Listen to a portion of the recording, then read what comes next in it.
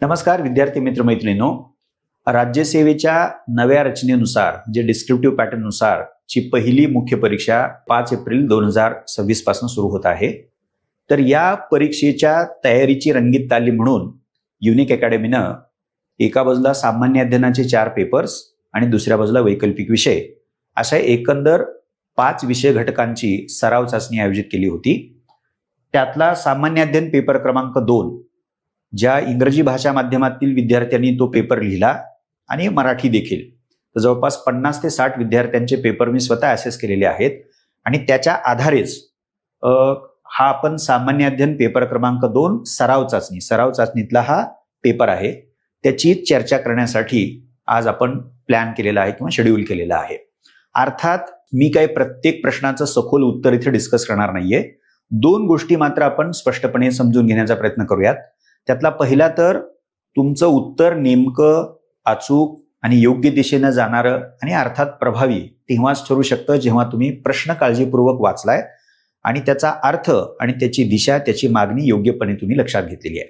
त्यामुळे आजच्या चर्चेमध्ये हे जे काही 20 प्रश्न सामान्य अध्ययन पेपर क्रमांक 2 मध्ये दिलेले होते, तर त्यातल्या प्रत्येक प्रश्नाचा अर्थ काय, त्याच्यामधले घटक कुठले आहेत आणि कीवर्ड ज्याला म्हणतो आपण प्रश्नातला दिशा दिग्दर्शक, तर त्याची चर्चा आपण करणार आहोत. हा पहिला भाग. आणि दुसरा अर्थातच ते समजून घेतल्यानंतर तुमच्या उत्तराच्या आशयाची रचना कशी असायला पाहिजे होती, त्याच्यामध्ये कुठले कुठले घटक किंवा पैलू यायला पाहिजे होते, म्हणजे काय काय यायला पाहिजे होतं. सो ह्याची चौकट, ह्याची फ्रेम आपण हा दुसरा मुद्दा म्हणून डिस्कस करणार आहोत. सो पुन्हा एकदा मी तुम्हा सर्वांचं स्वागत आणि आपण थेट आता पहिल्या प्रश्नापासून सुरुवात करूया. तुम्ही पाहू शकता, भारतीय राज्यघटनेचं वर्णन सामाजिक दस्तऐवज असं केलं जातं. एक विधान आहे भारतीय राज्यघटनेविषयीचं आणि पुढे जो कीवर्ड प्रश्नामध्ये विचारलाय त्याचं काय, तर का असं म्हटलं जातं.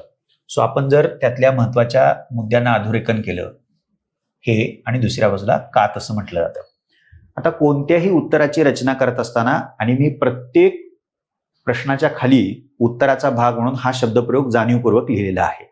तुम्ही प्रस्तावना असा शब्दप्रयोग लिहायचा नाहीये, पण तुम्हाला तुमच्या उत्तराची प्रस्तावना करायची आहे. सो उत्तराची प्रस्तावना अर्थात सुरुवात करायची आहे तुम्हाला. तर ती सुरुवात ढोबळ असू नये, म्हणजे भारताची राज्यघटना विस्तृत आहे, अमुक अमुक साली बनवली वगैरे वगैरे असे मोघम वाक्य तुमच्या प्रस्तावनेमध्ये उत्तराच्या सुरुवातीला असता कामा नयेत. तर प्रश्नात काय विचारलेलं आहे, तर भारतीय राज्यघटनेच्या स्वरूपाविषयी विचारलेलं आहे. कारण सामाजिक दस्तऐवज म्हणजे भारतीय राज्यघटनेच्या स्वरूपाविषयी प्रश्न आहे. तर स्वरूपालाच नेमकेपणानं ऍड्रेस करणारी प्रस्तावना किंवा सुरुवात तुमची होऊ शकते. उदाहरण घ्यायचं झालं तर सामान्यतः लोकशाही समाजातील कोणतीही राज्यघटना लीगल आणि पॉलिटिकल डॉक्युमेंट म्हणजे कायदेशीर आणि राजकीय दस्तऐवज मानली जाते. पण भारतीय राज्यघटनेच्या बाबतीत मात्र ग्रॅनविल ऑस्टिन सारख्या अभ्यासकांनी सामाजिक दस्तऐवज असं त्याचं वर्णन केलेलं आहे. थेट तुम्ही प्रस्तावना करू शकता. आता दुसरं, त्या प्रस्तावनेमध्ये पण मी रेफरन्स दिलेला आहे. इथं तुमच्या उत्तराची खरी सुरुवात होणार आहे की सामाजिक दस्तऐवज म्हणजे काय. म्हणजे तुमच्या उत्तरामध्ये अगदी एका ओळीमध्ये किंवा 2 ओळीमध्ये थोडक्यामध्ये सामाजिक दस्तऐवज म्हणजे काय हे तुम्हाला स्पष्ट करायचं आहे. दुसरं, कोण म्हणालं, तुम्हाला कदाचित जर माहिती नसेल तर मग ते तुम्ही बाजूला ठेवलं तरी चालते, पण शक्यतो अशी जी महत्वाची निरीक्षणं असतात, आता राज्यघटनेबद्दल बोलतोय, तर अशी जी 6-7 महत्वाची निरीक्षणं आहेत तर ती आपल्याला माहिती असणं आवश्यक आहे. ग्रॅनविल ऑस्टिन हे खूप मोठे अभ्यासक भारतीय राज्यघटनेचे आहेत, त्यामुळं त्यांच्या अंडरस्टँडिंग मधलं, विश्लेषणामधलं हे महत्वाचं आहे. म्हणजे ही फ्रेज म्हणजे सामाजिक दस्तऐवज. ओके, आता सामाजिक दस्तऐवज म्हणजे काय, कोण म्हणालं, आता हे तुम्हाला साधार स्पष्ट करायचं आहे कारण प्रश्नातला कीवर्ड जो आहे तो का असं म्हटलेला आहे. तर सोपं जर करायचं झालं तर तुम्हाला असं लक्षात येईल की ग्रॅनविल ऑस्टिन असं म्हणाले की भारतामध्ये साधारणतः 1920च्या दशकापासून, म्हणजे अजूनही स्वातंत्र्य आपल्याला मिळालेलं नव्हतं आणि स्वातंत्र्य लढा व्यापक बनत होता, गांधी युग सुरू झालं होतं. तर ऑस्टिन असं म्हणतात की 2 प्रकारच्या क्रांत्यांची सुरुवात झाली. एका बाजूला राजकीय क्रांती, दुसऱ्या बाजूला सामाजिक क्रांती. आता राजकीय क्रांती 15 ऑगस्ट 1947 साली एका अर्थानं आपण अचीव केली कारण आपल्याला स्वातंत्र्य मिळालं, आपण प्राप्त केलं. पण ऑस्टिन असं म्हणतात की राजकीय क्रांतीचं ध्येय आपण जरी गाठलं तर सामाजिक क्रांतीची प्रक्रिया स्वातंत्र्यानंतर देखील अविरतपणे चालू राहिली. म्हणजे त्यांना म्हणायचं काय होतं, तर भारतीय राज्यघटनेमध्ये अशा महत्वाच्या तरतुदी आहेत. सरनामा बघा, मूलभूत हक्क बघा, मार्गदर्शक तत्व बघा, आणि इतर अनेक अशा महत्वाच्या तरतुदी आहेत की त्या तरतुदी भारतीय समाजामध्ये विषमता, भेदभाव, शोषण वेगवेगळ्या रचनांच्या आधारे हा जो वारसा होता किंवा ही जी स्थिती होती, सामाजिक स्थिती, तर त्या सामाजिक स्थितीला, परिस्थितीला आणि त्यातल्या सामाजिक संबंधांना बदलून, क्रांतिकारी रीतीनं बदलून हे जे सामाजिक संबंध आहेत, जे पूर्वी भेदभावमूलक होते, विषमतामूलक आणि शोषणात्मक होते, तर ते समतेवर आधारित बनवणाऱ्या अनेक तरतुदी भारतीय राज्यघटनेमध्ये समाविष्ट केलेल्या आहेत. सो हे जे सामाजिक संबंध बदलणं सामाजिक दस्तऐवज असल्याचं लक्षण आहे. आणि तुम्ही समतेचा हक्क पहिला जरी बघितला तर 14 ते 18 ही कलमं आहेत. तुम्हा सर्वांना माहिती आहेत, आपण उलटीकडनं सुरुवात केली की पदव्यांची समाप्ती 18 कलम, 17 कलम अस्पृश्यतेचं उच्चाटन असं म्हटलेलं आहे.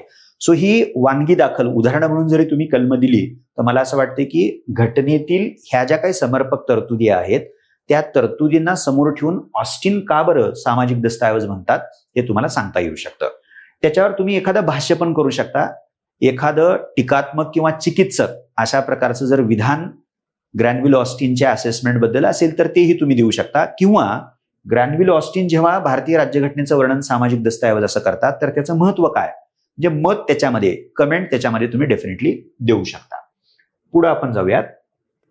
दुसरा प्रश्न, सर्वोच्च न्यायालयानं इच्छामरणाच्या अधिकारासंबंधी केलेल्या अन्वयार्थावर टिप्पणी करा. तुम्हाला सर्वांना याची कल्पना असेल की हरीश राणा, ओके, त्यांच्या बाबतीमध्ये सर्वोच्च न्यायालयाचा एक निकाल आलेला आहे. तर तो संदर्भ हा प्रश्न विचारताना होता, हेही तुम्हाला लक्षात आलं असेल. तर याच्यामध्ये इच्छामरण आणि सर्वोच्च न्यायालयानं जो काही अन्वयार्थ त्याचा लावलेला आहे, ओके, त्याच्यावर काय करा असं म्हटलंय, हा कीवर्ड आहे बघा, तुम्हाला लक्षात ठेवावं लागेल. कमेंट करा, टिप्पणी करा असं म्हटलेलं आहे.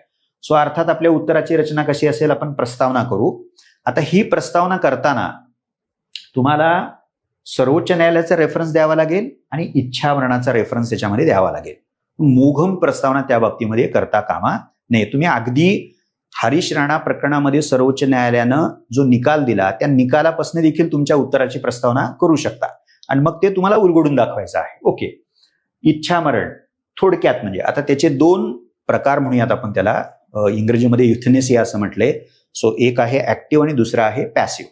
आणि सर्वोच्च न्यायालयानं आपल्या बाबतीमध्ये ज्या इच्छामरणाला परवानगी दिलेली आहे ते म्हणजे पॅसिव्ह आहे. ओके, अधिकार असं म्हटलंय बघा. आणि सर्वोच्च न्यायालयानं आता हा कलम 21 आपल्या भारतीय राज्यघटनेमधलं जे कलम 21 आहे, जे जीवित आणि स्वातंत्र्याच्या हक्काचं कलम आहे किंवा अधिकार देणारं जे कलम आहे, तर त्या अंतर्गत इच्छामरणाचा समावेश किंवा अंतर्भाव सर्वोच्च न्यायालयाने केलेला आहे. सो इच्छामरण, अधिकार.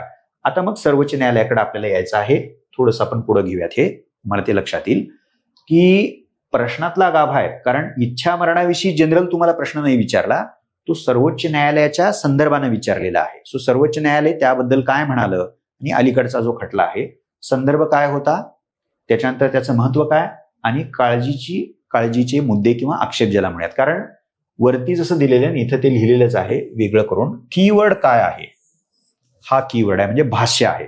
म्हणून तुम्हाला हे लक्षात येईल की सर्वोच्च न्यायालय हरीश राणा आणि त्याच्या आधीचे पण खटले आहेत. कॉमन कॉज 2018, कॉमन कॉज 2022, त्याच्या आधी अरुणा शानबाग जे 2011. सो ही त्याची पार्श्वभूमी आहे. तितक्या तपशिलात जरी तुम्ही नाही गेलात आणि आत्ताच्या केसवरती जरी तुम्ही फोकस दिलं तरी काय हरकत नाही, नेमकेपणा तुमच्या उत्तरामध्ये येईल. पण तुम्हाला न्यायालय इच्छामरणासंबंधी निकालामध्ये काय म्हणतं ते तर सांगायचं आहे, ते उलगडून दाखवायचं आहे थोडक्यात.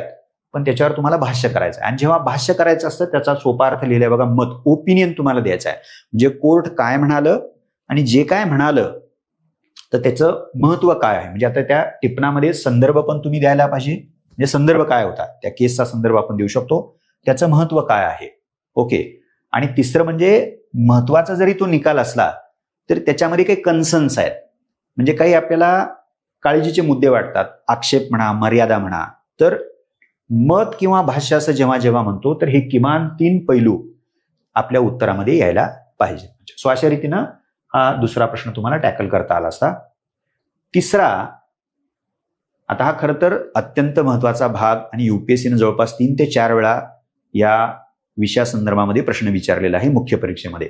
मौलिक संरचना सिद्धांताचं महत्व स्पष्ट करा. म्हणजे अत्यंत नेमका प्रश्न आहे. प्रश्न कशावरती आहे? मौलिक संरचनेवरती.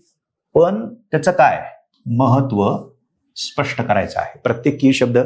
सो प्रस्तावना तुम्ही सरळ त्या मौलिक संरचना सिद्धांताचा संदर्भ देऊनच तुमची प्रस्तावना करू शकता. आणि तुम्ही असं म्हणू शकता 1973 सालच्या केशवानंद भारती खटल्याच्या निवाड्यामध्ये सर्वोच्च न्यायालयानं मौलिक संरचना सिद्धांत हा सिद्धांत निवाडा देताना प्रथमतः स्वीकारला. म्हणजे थेट सुरुवात होऊ शकते. थोडीशी फ्लॅट वाटेल तुम्हाला, पण ती थेट आहे, मोघमती नाहीये.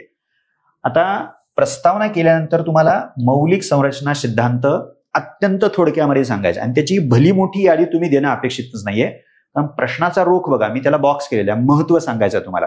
त्यामुळे एक छोटासा पॅराग्राफ आणि हे 10 मार्काचं उत्तर आहे आणि 2च पानं तुम्हाला मिळणार आहेत. 150 शब्दामध्ये त्याचं उत्तर लिहायचं आहे. त्यामुळे याला फार तुम्ही एक पानभर जर यालाच वाया घालवलं तर महत्व जे आहे त्याचे वेगवेगळे कंगोरे किंवा पैलू आपल्याला लिहायचे आहेत तर ते अपुरे ठरतील आपल्या उत्तरामध्ये.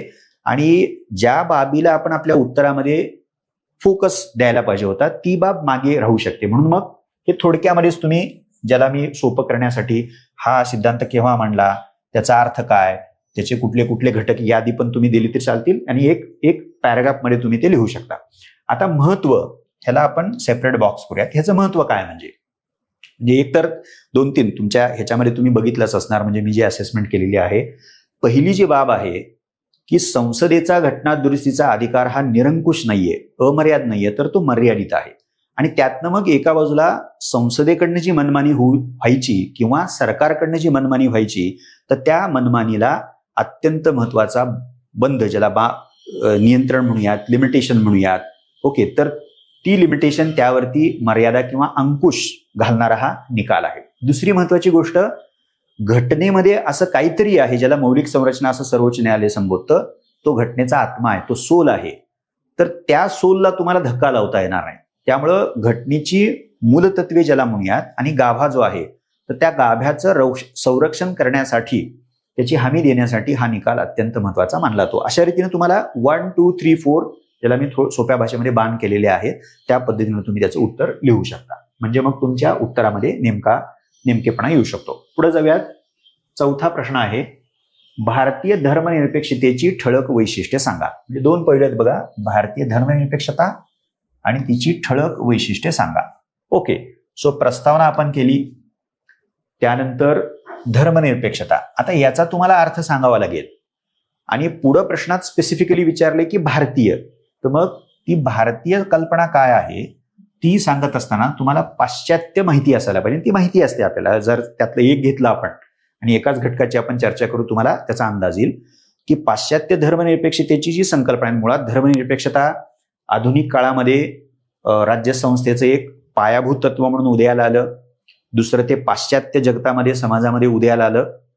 आणि तिसरी जी गोष्ट आहे, पण काय त्यात आहे, तर राज्य आणि धर्म या 2 क्षेत्रामध्ये फारकत झाली. आणि असं मानलं जातं की पाश्चात्य धर्मनिरपेक्षतेच्या संकल्पनेमध्ये राज्य आणि धर्म याच्यामध्ये भिंतीसारखी, वॉल लाईक किंवा रिजिड, ताठर अशा प्रकारची फारकत केली गेली. पण भारतीय धर्मनिरपेक्षतेकडे जेव्हा तुम्ही येता तर तिचं एक ठळक महत्वाचं वैशिष्ट्य जे आहे ते म्हणजे राज्य आणि धर्म यात फारकत आहे, पण ती पाश्चात्य संकल्पनेप्रमाणे ताठर अशा प्रकारची, वॉल लाईक, भिंतीसारखी अशी नाहीये. आणि तुम्हा सर्वांना हे माहिती आहे की राज्य आणि धर्म याच्यामध्ये आपण फारकत केलेली आहे, पण घटनेमध्ये असे अनेक आधार पुरवलेले आहेत की ज्या आधारे भारतीय राज्य म्हणजे इंडियन स्टेट धार्मिक व्यवहारामध्ये हस्तक्षेप करू शकतं. समाज सुधारणा त्यातला एक आधार आहे, आरोग्यविषयक प्रश्न निर्माण झाले तर त्याचा एक आधार आहे, कायदा सुव्यवस्था त्याचा एक आधार आहे. सो एकच मी वैशिष्ट्य त्याचं दिलेलं आत्ता डिस्कस केले आहे. तर अशा प्रकारे जी काही वेगवेगळी वैशिष्ट्य आहेत. दुसरं जर तुम्ही बघितलं तर आपल्या समाजामध्ये अनेक धर्मांचं अस्तित्व होतं आणि आहे. पाश्चात्य समाजामध्ये ते समाज हे एक धर्मीय होते, त्या धर्मांतर्गत वेगवेगळे पंथीय भेद होते. पण भारतामध्ये मुळात हिंदू आहे, इस्लाम आहे, ख्रिश्चॅनिटी आहे, बुद्धिझम आहे, असे वेगवेगळे, जैनिझम आहे, असे वेगवेगळे धर्म होते. तर अशा बहुधर्मीय समाजामध्ये धर्मनिरपेक्षता स्वीकारत असताना तिचं एक वेगळेपण किंवा वैशिष्ट्य म्हणून जे पुढे येतं, जे तुम्हाला सर्वांना माहिती आहे, सर्व धर्म समभाव, equal regard for all religions. आता इथं महत्वाचं काय आहे की एका बाजूला राज्य आहे आणि दुसऱ्या बाजूला आपल्या समाजामध्ये वेगवेगळे धर्म आहेत. हे राज्य सर्व धर्मांना समभावानं बघेल म्हणजे इक्वॅलिटी जी आहे त्याच्यामध्ये डिस्क्रिमिनेशन राज्य करणार नाही. अल्पसंख्याकांचे हक्क, सो 1, 2, 3, 4 ही सगळी वैशिष्ट्ये तुम्हाला ठळकपणे लिहिता येऊ शकतील. हा चौथा प्रश्न आहे.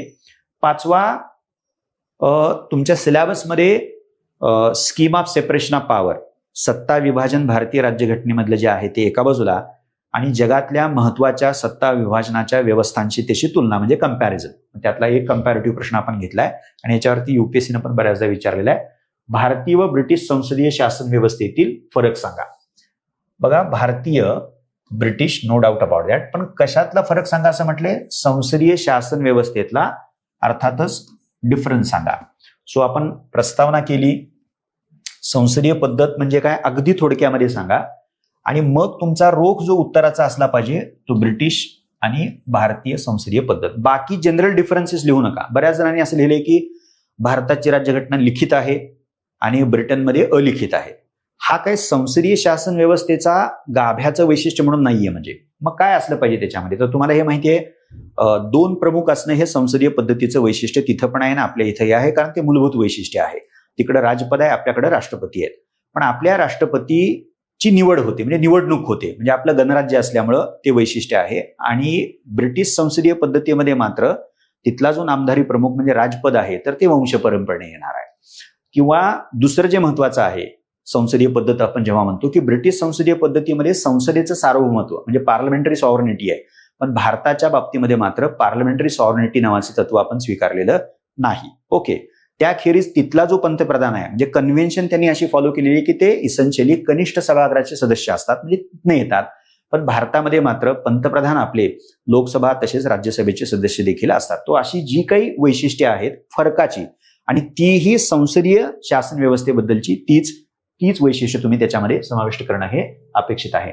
असा काय तो फारसा अवघड प्रश्न नाहीये, पण तुम्हाला नेमकेपणानं दोन्ही मधले फरक माहिती असणं हे अपेक्षित आहे. पुढे जाऊयात आपण. 6वा प्रश्न, भारतीय संघराज्याच्या रचनेत केंद्रकारी प्रवृत्ती प्रबळ आहे. म्हणजे प्रश्न आहे भारतीय संघराज्याविषयीच आहे. ओके, पण काय प्रश्नामध्ये फोकस आहे केंद्रकारी प्रवृत्ती प्रबळ आहेत. आता पुन्हा कीवर्ड काय आहे तर भाष्य करा. The centralizing tendencies are dominant in Indian federal design comment. म्हणजे सो आपली ही प्रस्तावना आहे. पुन्हा भारतीय संघराज्याकडे आपण आलो अनडाऊटेडली, आणि मग ह्याच्यावरती जो फोकस तुम्हाला द्यायचा आहे, प्रबळ केंद्र असणारं आपलं संघराज्याचं प्रारूप आहे.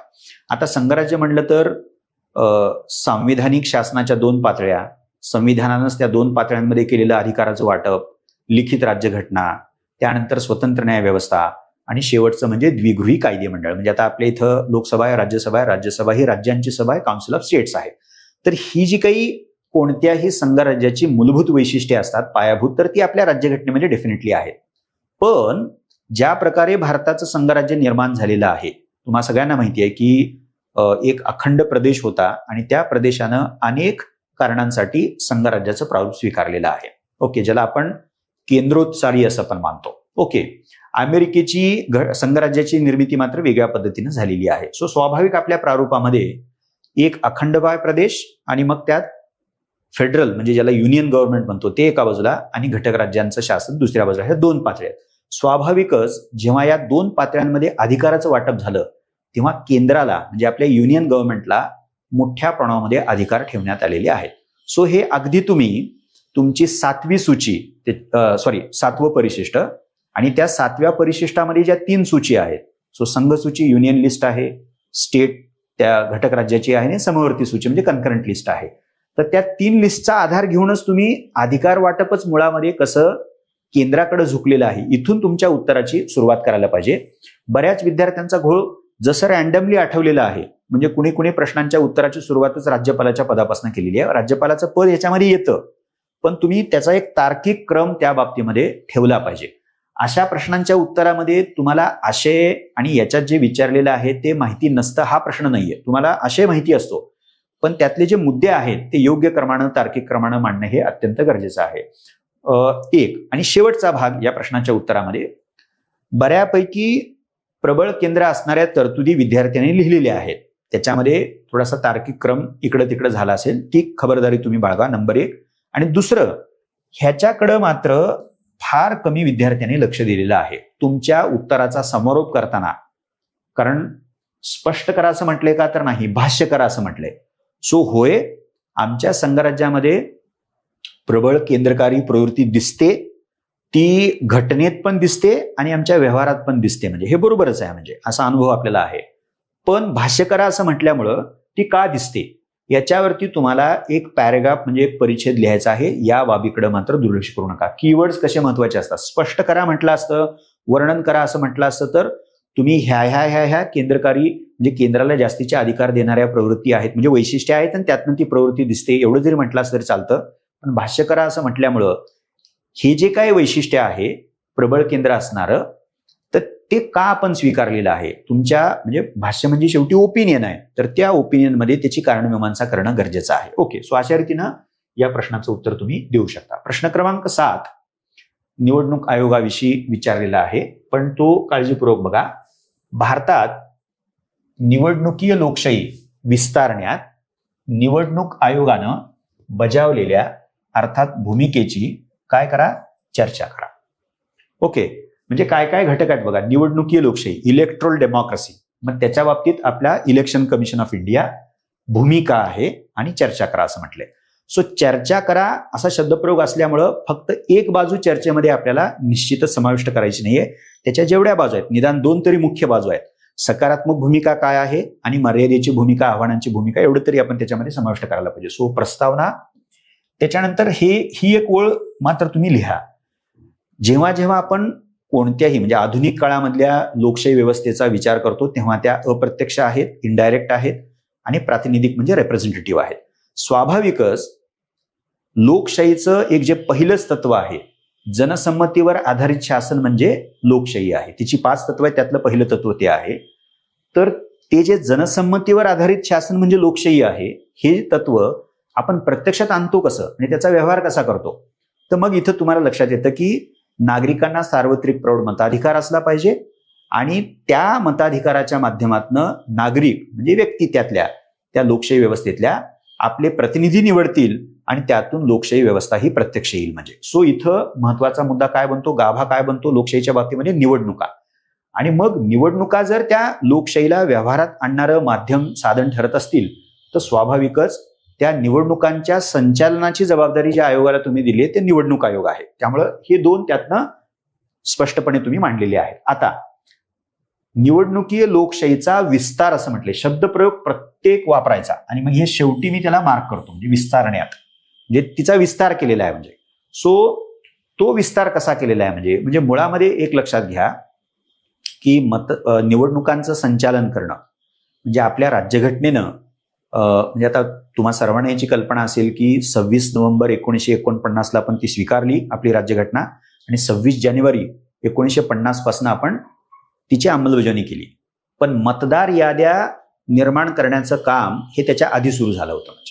सो आपण जेव्हा नागरिक बनलो, सिटिझन्स बनलो, त्याच्याही आधी मतदार याद्या निर्माण करण्याचं काम होतं आणि ज्या मतदार याद्या निवडणूक आयोगानं त्या काळामध्ये केलेल्या आहेत, म्हणजे निवडणूक आयोग मी असं ढोबळपणे शब्दप्रयोग वापरतो, पण निवडणुकांसाठी जी मतदार याद्या तयार करण्याची प्रक्रिया होती तर ती अत्यंत जिकिरीची होती. म्हणजे तर ती भूमिका अत्यंत उत्तमरित्या बजावलेली आहे. तो तिथून सुरुवात होते आणि मग त्याच्यानंतर ओळखपत्र देणं असेल, आचारसंहिता लागू करणं असेल आणि एकंदर जी ती काही निवडणूक प्रक्रिया आहे त्यात लोकांचा सहभाग जास्तीत जास्त कसा वाढेल हा एक भाग आहे. दुसरा, ती निवडणूक प्रक्रिया जास्तीत जास्त पारदर्शी कशी होईल, सुलभ कशी होईल, पारदर्शी कशी होईल, अशा अनेक अंगानं आयोगानं त्या निवडणुकीय लोकशाहीचा विस्तार केला. अत्यंत ठळकपणे नेमकेपणानं तुम्ही ते 5-6 जे मुद्दे आहेत ते तुम्ही मांडले पाहिजेत. पण भूमिकेची चर्चा करा असं म्हटलेलं आहे, त्यामुळे त्यात कमतरता पण तुम्हाला दिसतात. आणि अलीकडच्या काळामध्ये तुम्हाला सर्वांना याची कल्पना आहे की निवडणूक आयोगावरती वेगवेगळ्या प्रकारच्या टीका, वेगवेगळ्या प्रकारचे आक्षेप घेतलेले आहेत. SIRची प्रोसेस सध्या सुरू आहे. त्याचे संदर्भ इकडे किंवा तिकडे न झुकता अत्यंत तटस्थपणे तुम्ही विद्यार्थी म्हणून ती कमतरता मर्यादा म्हणून तुम्ही सांगायला पाहिजे आणि शेवट करताना तुम्ही त्या कमतरतांच्या बाबतीमध्ये उपाय सुचवून तुमच्या उत्तराचा नेमका समारोप डेफिनेटली करू शकता. सो पुढे जाऊयात. प्रश्न क्रमांक 8, महाराष्ट्रातील प्रादेशिक पक्षांची वैशिष्ट्ये सांगा. महाराष्ट्राच्या बाबतीमध्ये विचारलेला आहे. सो अर्थातच संदर्भ महाराष्ट्र आहे, पण प्रादेशिक पक्ष आणि त्याचं काय सांगितलेलं आहे, वैशिष्ट्य आहे. सो ती प्रस्तावना तुम्ही कराल. प्रादेशिक पक्ष याच्यात निवडणूक आयोगाची एक व्याख्या आहे, पण ती औपचारिक तांत्रिक अशा प्रकारची आहे. आणि दुसरी जी एक ढोबळ व्याख्या आहे प्रादेशिक पक्षांची, की ज्यांचा अस्तित्व आणि प्रभाव हा एका प्रदेशापुरता किंवा उपविभागापुरता मर्यादित असतो. तशी जरी तुम्ही घेतली तरी काही हरकत नाही म्हणजे. पण महत्वाचं जे आहे ते महाराष्ट्रातील प्रादेशिक पक्ष तुम्ही नमूद केले पाहिजेत, तर आणि तरच तुम्हाला त्याची वैशिष्ट्ये लिहिता येऊ शकतील. आता त्यातलं शिवसेना तसा जुना पक्ष आहे प्रादेशिक पक्षांमधला. तर भूमिपुत्रांचा सिद्धांत म्हणजे महाराष्ट्रामध्ये आणि विशेषतः मुंबईमध्ये मराठी माणसाचा आवाज हा आधार घेत, ज्याला sons of the soil theory असं म्हटलेलं आहे, तर तो पक्ष पुढे आला. नंतर हिंदुत्वाची विचारधारा देखील त्यांनी स्वीकारली. हा निराळा भाग आहे. दुसरं जे वैशिष्ट्य आहे तर प्रादेशिक अस्मिता, आणि अर्थात महाराष्ट्राच्या बाबतीमध्ये ती भाषिक अस्मिता आहे. ओके, सो प्रादेशिक सांस्कृतिक अस्मिता हे भारतभरातल्या कुठल्याही प्रादेशिक पक्षांच्या बाबतीमध्ये तुम्हाला दिसेल, आणि ते महाराष्ट्राच्या बाबतीमध्ये पण एक वैशिष्ट्य म्हणून बघता येऊ शकतं. आणि याखेरीज अशी पण काही वैशिष्ट्ये आहेत की जी वैशिष्ट्य तुम्हाला राष्ट्रीय पक्षाबरोबर ओव्हरलॅप होताना दिसतील. म्हणजे इथं व्यक्ती केंद्रीय आहे किंवा नेतृत्व केंद्रीय आहे, घराणेशाही आहे, तर अशी ठळक वैशिष्ट्य तुम्हाला प्रादेशिक पक्षाची त्याच्यामध्ये सांगायची आहे. पुढे जाऊयात आपण. 9वा, आता हा ज्याला आपण गव्हर्नन्सच्या बाबतीमधला आहे, स्वयंसहायता गट म्हणजे सेल्फ हेल्प ग्रुप. काय त्याचं विचारलंय बघा, स्त्री सक्षमीकरणास कसा हातभार लावतात. आणि पुन्हा इथं काय म्हटलंय, स्पष्ट करा आहे, पण सुधारण स्पष्ट करा. ओके, सो त्याविषयी एक नेमकी प्रस्तावना आपण करू. स्वयंसहायता गट, कुठलीही टर्म प्रश्नामध्ये जेव्हा येते, म्हणजे अगदी पहिल्या प्रश्नामध्ये सामाजिक दस्तऐवज होती, तर ती टर्म आता इथं स्वयंसहायता गट आहे. प्रादेशिक पक्ष मगाच्या प्रश्नामध्ये होती. तर अशा ज्या मूलभूत टर्म्स प्रश्नामध्ये आहेत तर त्या गृहीत धरू नका. एका वाक्यामध्ये का असेना अत्यंत नेमके आणि नेमकेपणाने संक्षिप्तपणे त्याचा अर्थ सांगायला विसरू नका. भले प्रश्नात त्याचा अर्थ विचारला अथवा न विचारला काही फारसा फरक पडत नाही. अर्थ विचारल्यावरती आपल्याला सविस्तर लिहावं लागेल. स्त्री सक्षमीकरणास म्हणजे याचा संबंध कशाशी जोडायचा आहे, स्त्री सक्षमीकरण. मग आता सक्षमीकरणाचे पैलू आपल्याला माहिती आहेत. म्हणजे आर्थिक त्याचा एक पैलू आहे, सामाजिक त्याचा एक पैलू आहे, राजकीय त्याचा एक पैलू आहे, असंही तुम्ही त्याच्याकडे बघू शकता. पण लिहिले हे बऱ्याच विद्यार्थ्यांनी अत्यंत चांगल्या प्रकारे उत्तर लिहिलं आहे, त्यामुळे मी त्यात वेळ घालवत नाही. पण सक्षमीकरणाचे वेगवेगळे पैलू आयाम जितके तुम्हाला अधोरेखित करता येतील तेवढे लिहा. आणि ज्याच्याकडे मला तुमच्या सर्वांचं लक्ष वेधायचं आहे ते म्हणजे समर्पक उदाहरणं. म्हणजे देशभरातले सेल्फ हेल्प ग्रुप आणि महाराष्ट्रातले सेल्फ हेल्प ग्रुप, कारण आपण राज्यसेवेसाठी पेपर लिहित आहोत, त्यामुळे याचं सातत्यानं भान ठेवा की प्रत्येक प्रश्नाच्या उत्तरामध्ये आपल्याला महाराष्ट्राचा संदर्भ, महाराष्ट्रातले दाखले, महाराष्ट्रातली उदाहरणं देता येऊ शकतात का. आणि मग समारोप, आता याच्यामध्ये तसं समस्या वगैरे असा कुठेही संदर्भ नाहीये, पण तुम्ही पुढील दिशा काय असू शकते अशा प्रकारचा समारोप तुमच्या उत्तराचा डेफिनेटली करू शकता. पुढे जाऊयात. आता हा एक थोडासा सगळ्यांना माहिती असणारा पण तरी देखील तुमच्या उत्तरामध्ये नेमकेपणाची अपेक्षा करणारा प्रश्न आहे. महाराष्ट्र एक विकसित घटक राज्य असून देखील कुठल्या समस्येचा सामना करते, प्रादेशिक असमतोलाचा सामना करत आहे. झालेले काय की काहीच विद्यार्थी असे आहेत की ज्यांनी नेमकेपणानं उत्तर लिहिलेलं आहे, पण बऱ्याच विद्यार्थ्यांनी अत्यंत मोघमपणे उत्तर लिहिलेलं आहे. सो ऑब्व्हियसली प्रस्तावना तुम्ही देशाच्या कॉन्टेक्स्टमध्ये प्रादेशिक असमतोलाबद्दल बोलू शकता आणि शेवटी तुमच्या प्रस्तावनेचा शेवट करताना महाराष्ट्राकडे येऊ शकता. महाराष्ट्र एक विकसित राष्ट्र आहे म्हणजे प्रश्नातला प्रत्येक कीवर्ड तुम्हाला फोडायचा आहे, म्हणजे त्याचा उलगडा करायचा आहे. आणि इथं महाराष्ट्र एक विकसित राज्य हे गृहीत धरू नका. कुठल्या अर्थाने तर ते विद्यार्थ्यांनी लिहिले, जीडीपी मध्ये, म्हणजे देशाच्या जीडीपी मध्ये किती कॉन्ट्रीब्युशन आहे, टॅक्स कलेक्शन मध्ये किती कॉन्ट्रीब्युशन आहे वगैरे वगैरे, ह्युमन रिसोर्स डेव्हलपमेंटचे निर्देशांक काय आहेत, तर हे दिलेलं आहे. म्हणजे सो त्याचे निदर्शक काय आहेत ते तुम्ही लिहायला पाहिजे, म्हणजे विकसित असण्याचे, आणि ते थोडक्यात लिहायचे आहेत कारण त्याचा फोकस नाहीये. म्हणजे फोकस काय आहे, प्रादेशिक असमतोलाचा आहे.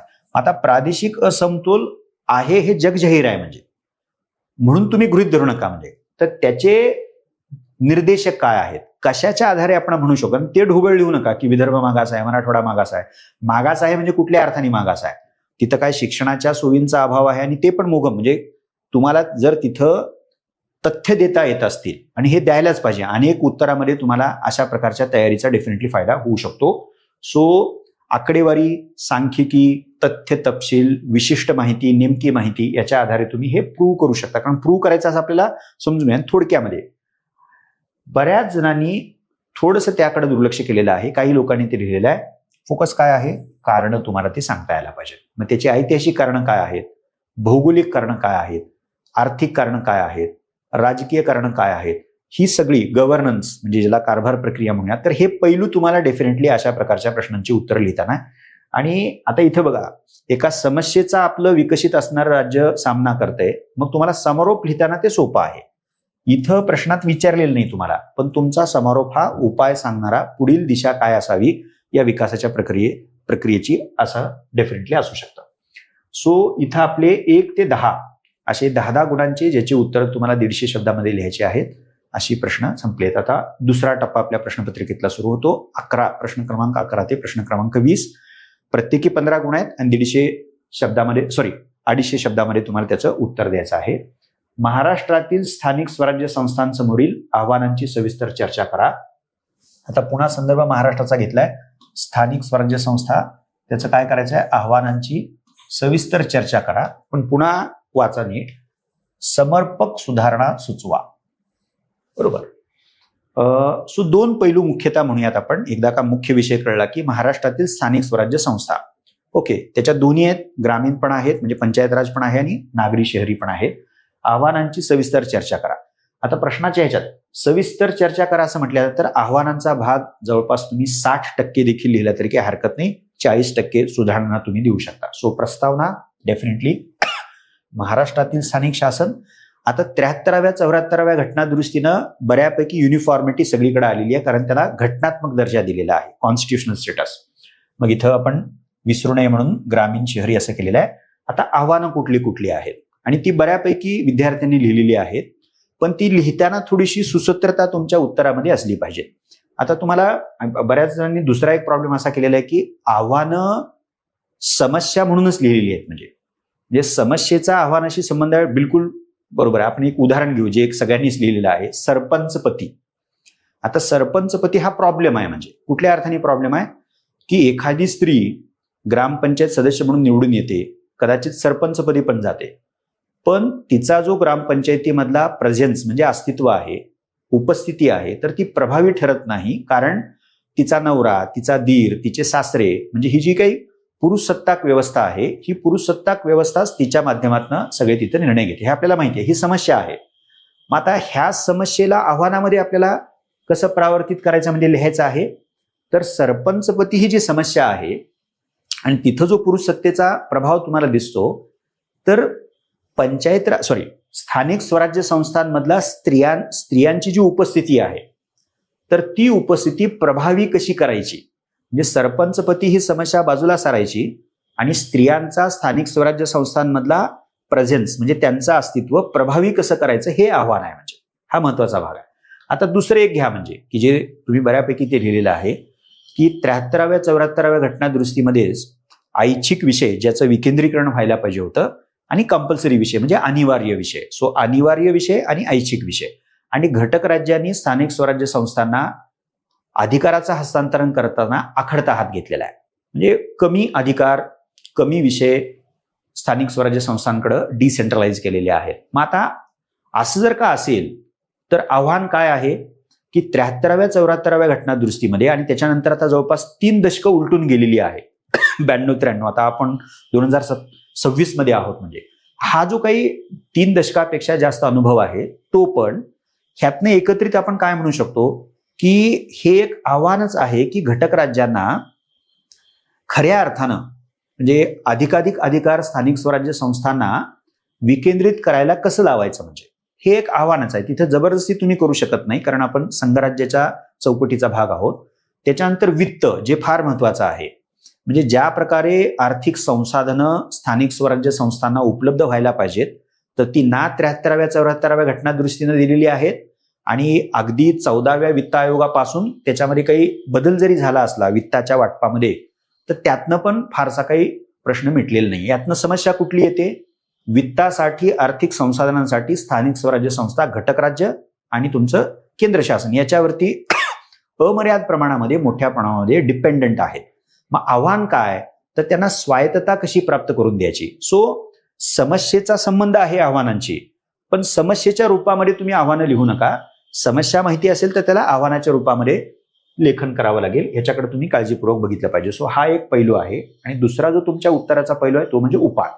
सो आव्हानं आपल्याला म्हणजे समस्या आणि आव्हानं माहिती असतील तर तुम्ही उपाय व्यवस्थित पद्धतीने लिहू शकता. याच्यामध्ये दोन गोष्टी तुम्ही थोड्याशा काळजीपूर्वक बघितल्या पाहिजे. अशा प्रश्नांच्या उत्तरामध्ये तुम्ही दाखले म्हणजे उदाहरणं ही समाविष्ट करायलाच पाहिजे. तुम्ही जे काही बोलताय ते एका बाजूला, आणि दुसऱ्या बाजूला वेगवेगळे जे अभ्यास गटांचे जे अहवाल आहेत, आव्हानं सांगत असताना आणि उपायांच्या बाबतीमध्ये देखील, उपायांच्या बाबतीमध्ये हे खास करून महत्वाचं बनतं. तर त्या अभ्यास गटांचे अहवाल जे आहेत तर त्या अहवालातले जे उपाय आहेत तर ते उपायाने पुढील दिशा दाखवण्यासाठी महत्वाचं ठरतं. याकडे तुम्ही दुर्लक्ष करू नका. पुढे जाऊयात आपण. प्रश्न क्रमांक 12. आता हा एक तुमच्या सिलेबस मधला महत्वाचा भाग आहे, दबाव गट म्हणजे प्रेशर ग्रुप. भारतीय लोकशाहीतील प्रश्न काय बघा, भारतीय लोकशाहीतील दबाव गटांची भूमिका स्पष्ट करा. सो प्रस्तावना आहे, म्हणजे तुम्ही दबाव गट लोकशाहीमध्ये काय प्रकारची भूमिका बजावतात अशा त्या नेमक्या गाभ्याच्या विषयाला संदर्भित ठेवून करू शकता. दबाव गट थोडक्यात सांगा. ते काही निवडणुका लढवत नाहीत, पण आपले हितसंबंध, आपल्या सदस्यांचे हितसंबंध जपण्यासाठी ते सरकारवरती वेगवेगळ्या पद्धतीने दबाव आणतात, हे आपल्याला माहिती आहे. आता इथं दबाव गट आणि लोकशाही, तुम्ही एक वाक्य लिहू शकता की दबाव गट आणि लोकशाही यांच्यामधला परस्पर संबंध हा एक छापी नाहीये. म्हणजे ते फक्त लोकशाहीला दृढ करतात, मजबूत करतात असं पण नाहीये. ते जसे करतात तसंच लोकशाहीवरती त्या मर्यादा पण घालतात. म्हणजे तो दुहेरी संबंध आहे, म्हणजे एकतर्फी तो नाहीये किंवा एकेरी तो नाहीये. म्हणजे सो भूमिका, कारण भूमिकेमध्ये भूमिका सांगायची म्हणजे आपल्याला एका अंगी भूमिका सांगायची नाहीये, एकच बाजू त्यांच्या भूमिकेतल्या बाबतीतली सांगायची नाहीये. त्यामुळे त्याचं भान ठेवणं गरजेचं आहे. सो इथं म्हणून केलंय बघा की भूमिका लिहायची आहे तर त्यातला अ भाग असेल सकारात्मक भूमिका काय, म्हणजे ज्याकडे राजकीय पक्षांचं आणि सरकारचं दुर्लक्ष होतं असे जे काही गट असतात, छोटे असतील ते, तर त्या छोट्या गटांच्या हितसंबंधाला समोर ठेवून ते दबाव गट म्हणून पुढे येतात. सो ज्याकडे दुर्लक्ष होतं त्याकडे लक्ष वेधण्याचं काम हे दबाव गट एका अर्थाने करतात. त्यानंतर ते कायद्याची निर्मिती असेल, धोरणांची निर्मिती असेल, त्याच्यामध्ये वेगवेगळ्या पद्धतीनं रूपामध्ये ते इनपुट पुरवतात. सो त्या प्रक्रियेला पण ते योगदान देतात. अशा अनेक सकारात्मक जे मुद्दे आहेत, लोकसहभाग ते वाढवतात वगैरे वगैरे, त्या खोलात आपण जात नाही. पण त्याची उदाहरणं पण तुम्ही द्यायला पाहिजेत. सो दबाव गटाबद्दल बोलताना म्हणजे कुठल्याही बाबतीत बोलताना उदाहरणं आपल्या उत्तरामध्ये वापरायलाच पाहिजे. अर्थात ती समर्पक उदाहरणं असतील याची आपण काळजी घेऊयात. पुढे जाऊयात. ब जो आहे त्यातला, त्या भूमिकेमधला ब काय आहे, तुम्ही बघितलेल्या सकारात्मक भूमिका, लोकशाहीला दृढ करणारी ती भूमिका आहे. पण इथं काय, लोकशाहीस विसंगत अथवा लोकशाहीसाठी विपरीत किंवा नकारात्मक आहे. कारण दबाव गट हे आपल्या सदस्यांच्याच हिताचा विचार करतात. त्यामुळे ते एका बाजूला सार्वजनिक आणि दुसऱ्या बाजूला त्यांचं संकुचित किंवा मर्यादित. सो हा विरोधाभास तुम्हाला लोकशाहीमध्ये बघायला मिळतो. काही दबाव गट संख्येनं अल्प असतात पण त्यांच्याकडे ताकद मोठी असते, म्हणजे, आणि त्यामुळं मग सार्वजनिक हिताचा बळी देऊन त्या अल्प मात्र आर्थिकदृष्ट्या प्रबळ अशा हितसंबंधी गटाचं म्हणजे दबाव, त्यांचे जे काही सदस्य आहेत तर त्यांचे हितसंबंध जपण्याचं काम असे दबाव गट करतात. म्हणजे असे अनेक पैलू तुम्हाला हे जे मर्यादेचे आहेत ते सांगता येतात. आणि पुन्हा इथं उदाहरणं तुम्ही द्यायला पाहिजेत. म्हणजे ओके. सो अशा रीतीनं हा दबाव गटाचा प्रश्न तुम्हाला डील करता येऊ शकतो. प्रश्न क्रमांक 13 पुन्हा हा गव्हर्नन्स मधला एक महत्वाचा विषय आहे. नागरिकांची सनद म्हणजे सिटिझन्स चार्टर, अर्थात भारताचा संदर्भ आहे. इथं थोडीशी एक टीका दिलेली आहे. औपचारिक दस्तऐवज म्हणजे ती कागदावरच राहिलेली आहे, म्हणायलाच ती आहे, तिचा व्यवहार फारसा झालेला नाही. तो मुळातच प्रश्नच तसा आहे केला, म्हणजे त्याचं टोनिंग ज्याला म्हणतो आपण प्रश्नाचं तसं आहे. प्रस्तावना अर्थातच येस, नागरिकांची सनद म्हणजे 1997 साल हे भारताच्या बाबतीमध्ये फार महत्वाचं आहे त्या बाबतीमध्ये. सो आता त्यात बघा थोडासा प्रश्नांचा रोख थोडा टीकात्मक असेल कारण ती औपचारिकच राहिलेली आहे. पण आपण सांगताना मात्र ही जी काय भारतातली सनद आहे नागरिकांची सिटिझन चार्टर, त्यातला अ पैलू आपण दिलेला आहे, पुढाकार कुठले कुठले आहेत आणि त्याची एक वाटचाल. थोडक्यात आता हा 15 गुणांचा आहे, 3 पानं तुम्हाला मिळणार आहेत उत्तर लिहिण्यासाठी. तुम्हाला असं वाटतं की 2 मोठे पॅराग्राफ या पुढाकाराच्या बाबतीमध्ये तुम्ही लिहायला काही हरकत नाही. ओके. मात्र आता इथं मात्र म्हणून मूलभूत मर्यादा तुम्हाला त्याच्यामध्ये सांगायच्या आहेत. म्हणजे रोख जो आहे तर तो रोख लक्षात घेऊन त्याला तुम्हाला 60-65% कधी कधी 70% देखील उत्तर तुम्ही लिहायला पाहिजे. ओके. पुढे जाऊयात आपण. आणि त्याला मी थोडंसं विस्तृतपणे इथे लिहिलेलं आहे.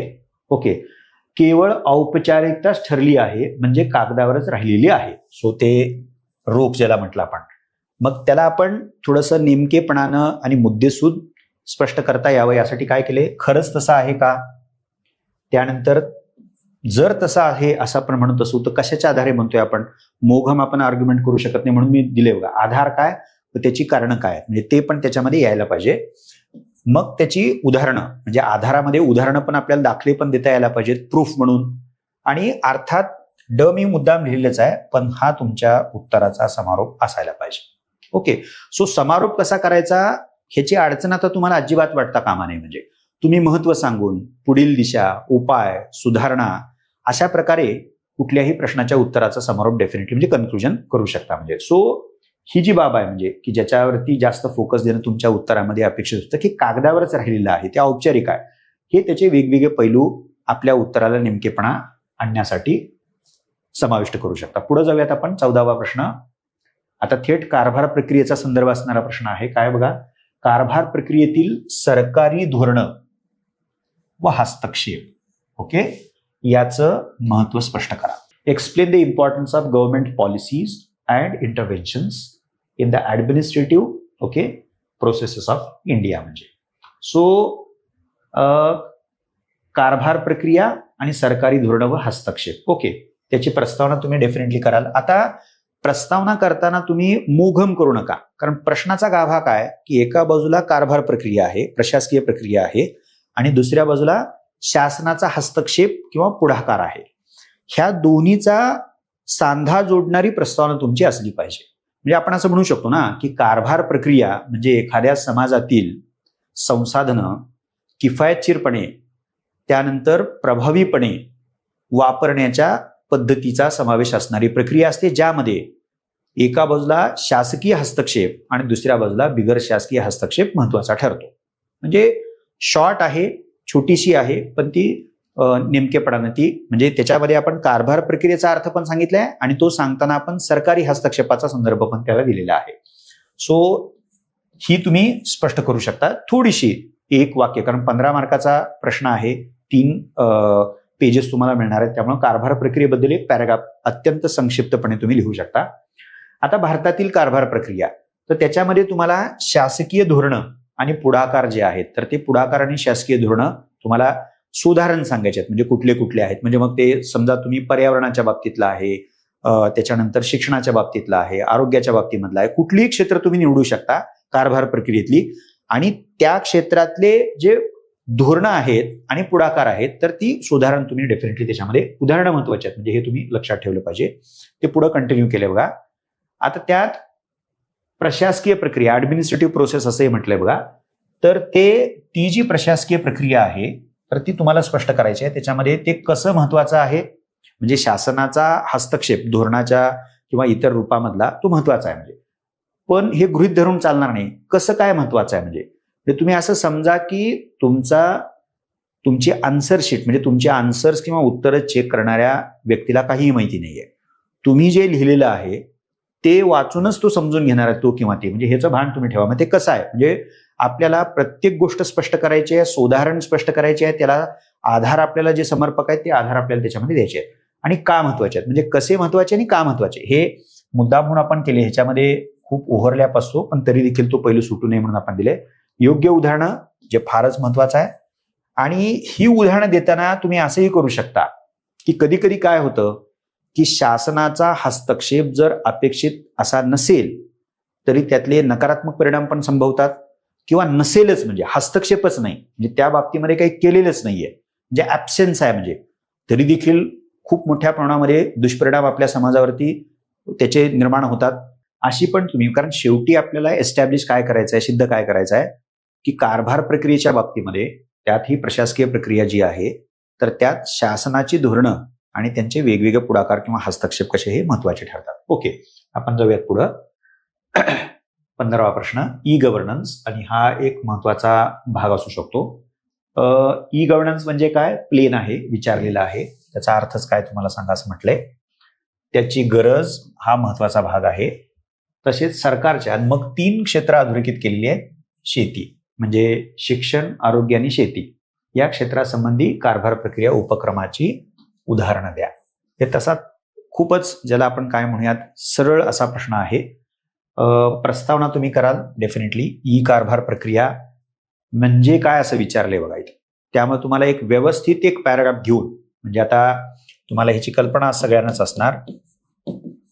स्मार्ट असं एक शॉर्ट फॉर्म वापरलं जातं. म्हणजे ते सुलभ आहे, नैतिक आहे, पारदर्शी आहे, प्रतिसादात्मक आहे, ट्रान्सपरंट म्हणजे उत्तरदायी आहे, सॉरी पारदर्शक आहे, हे अकाउंटेबल म्हणजे उत्तरदायी.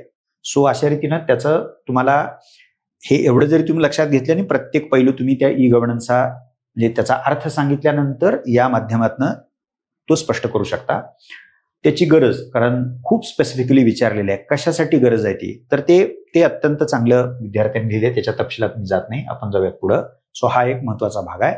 आता पुढचा जो आहे तो अनेकांनी लिहिलाय, काही लोकांनी अपुरा लिहिलाय, पण हे लिहिणं गरजेचं आहे. मी जस्ट मेन्शन केलेलं आहे. आरोग्य, त्यातल्या काही पुढाकारांचा उल्लेख केलेला आहे. शिक्षण, शेती. आता इथं मी लिहिताना फक्त आता समजा आयुष्यमान भारत किंवा कोविन एवढंच लिहिलं आहे, पण तुम्ही उत्तर लिहिताना, कारण हे विसरू नका की 10 मार्काला प्रश्न लिहित नाही आपण, जे उत्तर लिहित नाही, तर 15 गुणांसाठी आहे. तर या पुढाकारांना तुम्ही जवळपास अर्ध जरी तुमचं उत्तर राखीव ठेवलं तर आयुष्यमान भारत काय, ई संजीवनी काय, कोविन काय, एकेका ओळीमध्ये तुम्हाला त्याचं उत्तर लिहायचं, म्हणजे स्पष्टीकरण थोडक्यात त्याचं द्यायचं आहे. तसंच तुम्ही या बाबतीमध्ये करू शकता. सो हे म्हणजे उदाहरणं ज्याला म्हणूयात आपण, वेगवेगळ्या क्षेत्रातली उदाहरणं नितांत महत्वाची आहेत. आणि मी असं म्हणेन की प्रश्नामध्ये थेट लिहिलेलं असू शकतं, पण जरी लिहिलेलं नसेल तर आपण अशा वेगवेगळ्या क्षेत्रातली उदाहरणं आपल्या हाताशी बाळगायलाच पाहिजेत. आपल्या तयारीचाच तो महत्वाचा भाग असला पाहिजे. सो हा ई गव्हर्नन्सवरचा. पुढचा आहे सनिधी सेवेवरती दिलेला आहे, कारण तुमच्या सिलेबसमध्ये खास करून सिव्हिल सर्व्हिसचा रोल, डेमोक्रेसी मधला रोल हे लिहिलेला आहे. सनिधी सेवा या भारतीय सार्वजनिक प्रशासनाचा कणा आहे. कधी कधी जी आपल्याला सर्वसाधारणतः माहिती असतात, बऱ्याचदा आपण वाचलेलं असतं, अशी विधानं प्रश्नांमध्ये दिलेली असतात. ओके, सो सनदी सेवा या काय आहेत, भारतीय सार्वजनिक प्रशासनाचा कणा आहे. ओके, या विधानाच्या प्रकाशात काय करायचं आहे, सनदी सेवांच्या भूमिकेचं मूल्यमापन तुम्हाला करायचं आहे. ओके, त्याची प्रस्तावना तुम्ही डेफिनेटली कराल. सार्वजनिक प्रशासन आपल्या सगळ्यांना त्याची कल्पना आहे, पब्लिक ऍडमिनिस्ट्रेशन असं म्हणतो त्याला, आणि त्या सार्वजनिक प्रशासनाचा कणाच असं म्हटलेलं आहे म्हणजे. ओके, सो त्याच्यामध्ये डिफेन्स आहे, फॉरेन सर्व्हिस आहे, ज्युडिशियल आहे, असे जे वेगवेगळे घटक आहेत सार्वजनिक प्रशासनाचे, आणि त्यातला सिव्हिल सनदी सेवा असं मानतो. आता सार्वजनिक प्रशासनात कणा आहे, आता इथं म्हटले तर तो तुम्हाला सांगता यायला पाहिजे. ओके, आपण हे कितीतरी वेळा ढोबळपणे बघतो की आपल्या लोकशाहीची जर गाडी अशी कल्पिली आपण, बैलगाडी असं म्हणायला हरकत नाही, तर त्याचा एक चाक जो आहे तो आपले लोकप्रतिनिधी आहेत, आणि त्याचा दुसरा चाक, म्हणजे हे शब्दशः घेऊ नका, हे सिम्बॉलिकली बघतोय आपण, त्याचा दुसरा चाक हा प्रशासनाचा असं म्हटलंय. त्यामुळे जर लोकशाही म्हणजे लोकसंमतीवर आधारित शासन याची जर चर्चा आपण करत असू, त्याचा विचार आपण करत असू, तर तुम्हाला हे स्पष्टपणे सांगता यायला पाहिजे की कुठल्या अर्थानं सार्वजनिक प्रशासनाचा कणा म्हणजे सिव्हिल सर्व्हिसेस आहेत. पुढे ते उलगडेलच म्हणजे, पण हे गृहीत धरू नका, ते तुम्हाला एका परिच्छेदामध्ये स्पष्टपणे सांगायचं आहे. ओके, ह्यातला संबंध जो आहे पुढे तो उलगडेलच म्हणजे. आपण पुढे जाऊयात.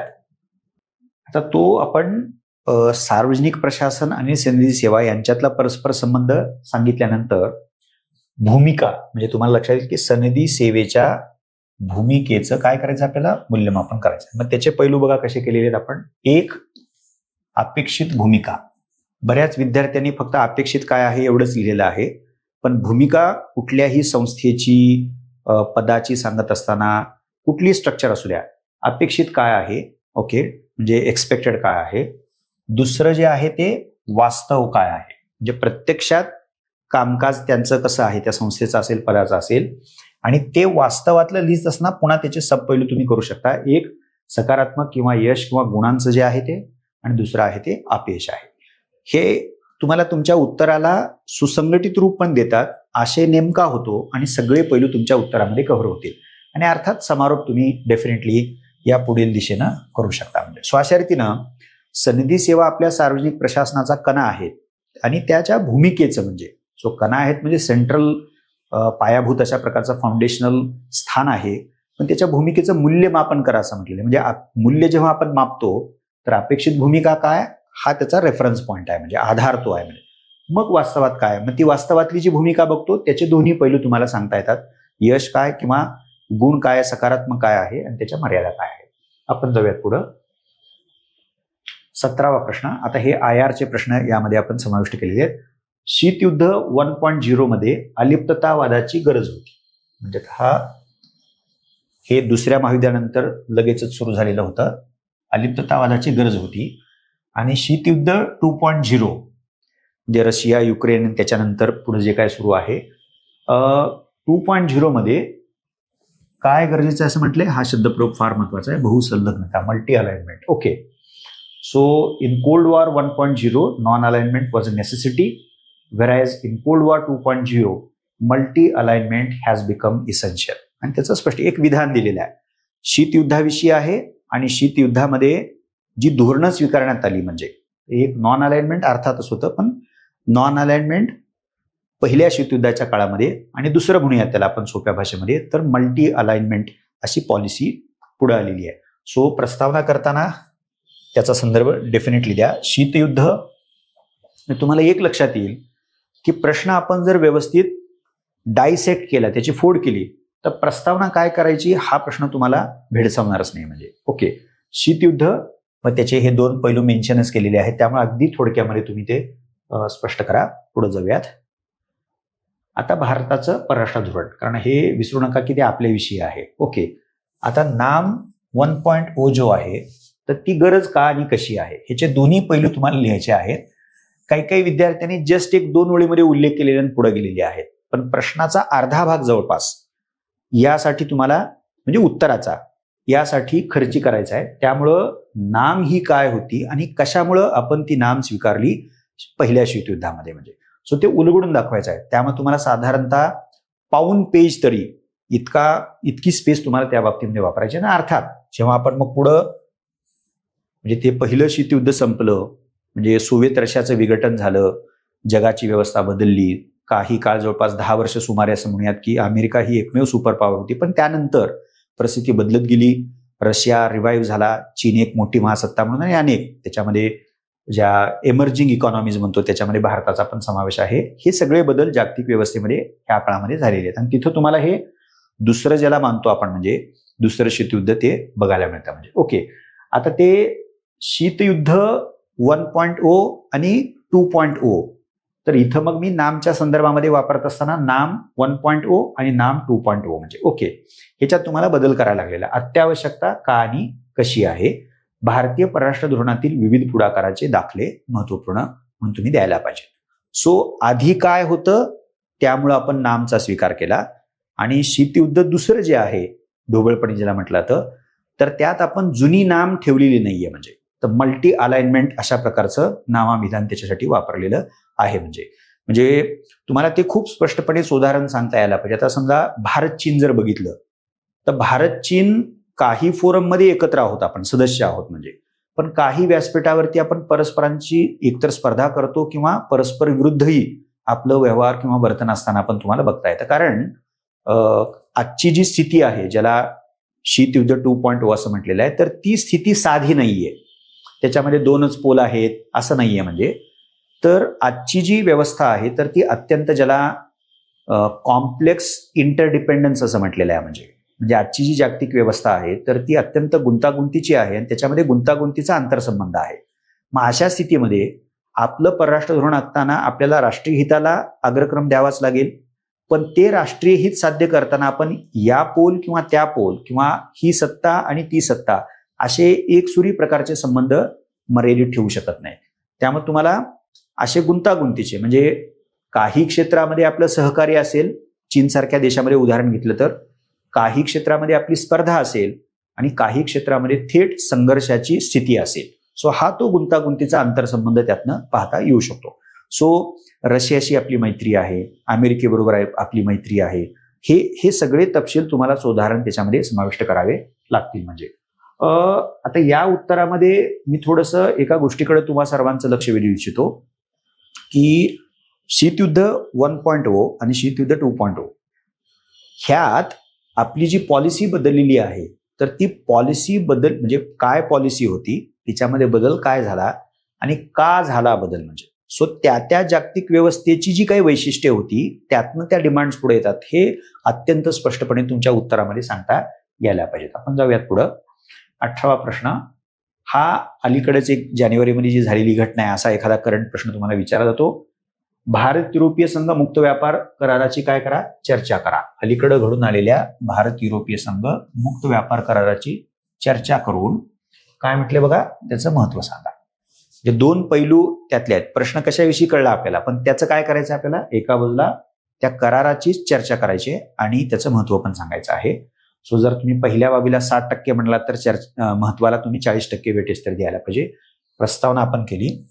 आता इथं मी थोडंसं विद्यार्थ्यांना ते नेमकं आठवत नव्हतं बऱ्याचशा, त्यामुळे तो नेमका तपशील म्हणजे कराराविषयी किंवा व्हिजिटविषयी किंवा एखाद्या अग्रीमेंटविषयी जेव्हा प्रश्न विचारले जातात IR मध्ये हे होतं, तर तिथं नेमके तपशील तुमच्या उत्तरामध्ये आलेच पाहिजेत. आणि मी जवळपास बऱ्याच विद्यार्थ्यांना त्या प्रकारचा फीडबॅक दिला आणि मी स्वतः इथं लिहिलेला आहे. युरोपनं काय केलेलं आहे तर जवळपास 90% पेक्षा अधिक जकात रद्द केलेली आहे, म्हणजे ज्याला टॅरिफ लाईन्स असं म्हटलंय. आणि त्यातून मग काय होते, भारतातून होणाऱ्या 99% निर्यात मूल्याचा समावेश होतो, म्हणजे तेवढा लाभ होणार आहे. परिणामी भारतातून निर्यात होणाऱ्या कशाला फायदा होणार आहे बघा, कापड आहे, कातडी आहे, पादत्राणं आहेत, सागरी उत्पादनं आहेत, त्यातली मी काहीच घेतलेली आहेत. आणि तसंच जर आपण पुढे गेलो तर भारतानं युरोपातून आयात केल्या जाणाऱ्या वाईन, ऑलिव्ह तेल आणि यंत्र यावरील जकात म्हणजे टॅरिफ लाईन्स या कमी केल्या आहेत. आणि जवळपास त्यांना देखील 97 त्यांची जी काही निर्यात इथं होती, म्हणजे आपण आयात करतो, तिकडनं निर्यात होते आणि आपण आयात करतो, तर जवळपास 97% ते व्हॅल्यू कव्हर होतं. म्हणजे सो दोघांनाही परस्पर लाभ आहेत. दुसरा जो ब मुद्दा आहे, माहिती तंत्रज्ञान व डिजिटल सेवा यांचा समावेश त्या करारामध्ये आहे.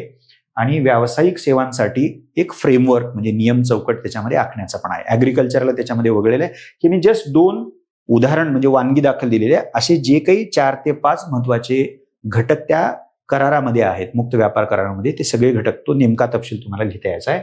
आणि मग पुढे जे आहे तर ते पुढे अर्थातच महत्व काय त्याची एक चौकट मी कशी केली आहे बघा. महत्व आर्थिक अनडाऊटेडली आहे, त्याच्यात काही डाऊटच नाहीये, कारण तो मुक्त व्यापार करार आहे, त्यामुळे त्याचं आर्थिक महत्व आपल्याला नाकारता येत नाही, हे लिहूयातच. पण ह्याच्याकडे पण तुम्ही दुर्लक्ष करू नका, म्हणजे त्याचं राजनैतिक जे महत्व आहे, लाभ जे होणार आहेत, महत्व सांगताना तुम्ही लाभाचा आधार डेफिनेटली घेणार आहेत. तो सांगताना द्विस्तरीय किंवा द्विपक्षीय म्हणूयात, युरोपला पण होणार आहेत आपल्याला, म्हणजे युरोपीय संघ आणि भारताला पण होणार आहेत.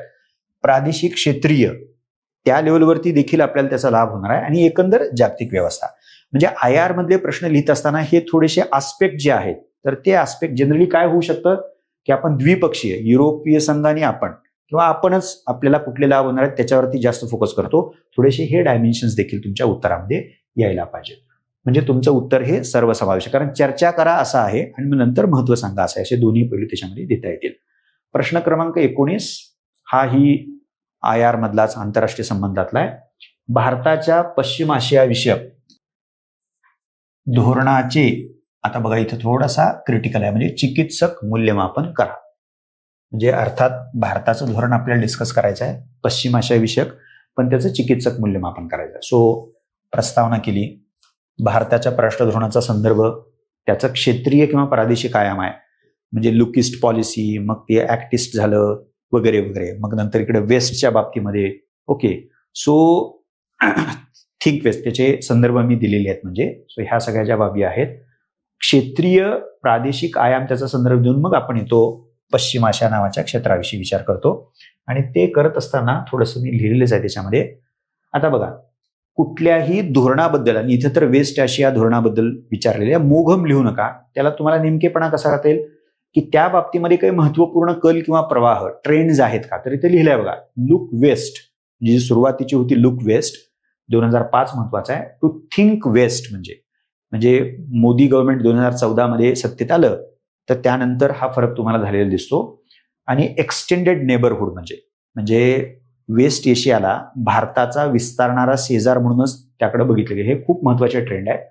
मग जेव्हा आपण धोरणाबद्दल, पश्चिम आशिया धोरणाबद्दल बोलतो, तर बऱ्याचदा काय होतं की विद्यार्थी उद्दिष्ट सांगतात, केवळ उद्दिष्ट सांगायला पाहिजेत, म्हणजे कुठल्याही क्षेत्राच्या पॉलिसीबद्दल ऑब्जेक्टिव्ह काय आहे ते सांगायला पाहिजे, पण त्याचे घटक आणि मूलाधार सांगायला विसरू नका. आणि त्या ट्रेंडबद्दलच बोलताना एक बाब लिहिली आहे बघा, की आधीचं जे होतं थोडंसं रिॲक्टिव्ह आपलं धोरण होतं आणि आता ते कसं झालेलं आहे, active. So reactive to active हा एक महत्वाचा कल या संक्रमणातनं तुम्हाला बघता येऊ शकतो. पुढे जाऊयात आपण. हे खाली जे लिहिलेलं आहे, हे जे धोरणातले घटक आणि मूलाधार, हे बघा, व्यूहरचनात्मक संरक्षणात्मक भागीदारी म्हणजे स्ट्रॅटेजिक पार्टनरशिप, स्ट्रॅटेजिक आणि डिफेन्स पार्टनरशिप. ओके, ऊर्जा सुरक्षा हा कायमच राहिलेला आहे, पण ते 2.0 आलेलं आहे, म्हणजे त्याचा पुढचा टप्पा त्या धोरणामध्ये तुम्हाला दिसतो.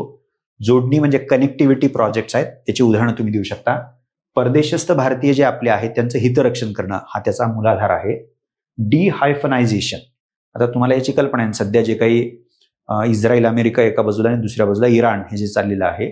सो इस्रायल बरोबरही आपण संबंध 1991-92 पासनं एक वेगळी प्रक्रिया त्यातनं सुरू झाली आणि मग इतर जे होते तर त्यांच्याशी आपण संबंध म्हणजे एका कुठल्या देशाच्या अनुषंगानं त्याला मर्यादित नाही करायचं, म्हणजे सो ते स्वतंत्रपणे दोन्ही डिहायफन करणं ज्याला म्हणतो आपण, ते तसं केलेलं आहे.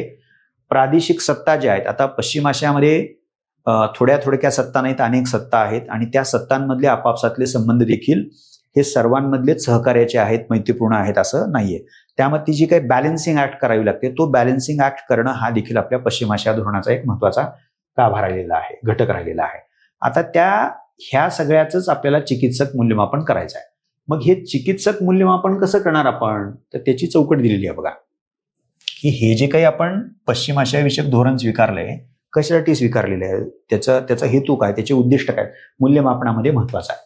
ओके, उद्दिष्ट हा एक भाग. आता मग त्यालाच मी थोडंसं ते उद्दिष्ट बघताना आपल्याला बघायचं की प्रत्यक्ष स्थिती काय आहे, आपल्या ऑब्जेक्टिव्ह माहिती आहेत. मग ह्या प्रत्यक्ष स्थितीमधनं तुम्हाला देताना असं म्हटलेलं आहे बघा, हा कीवर्ड दिलेला आहे, म्हणजे मूल्यमापन नाही आहे नुसतं, तर तुम्हाला कसलं मूल्यमापन म्हणले, चिकित्सक म्हणजे.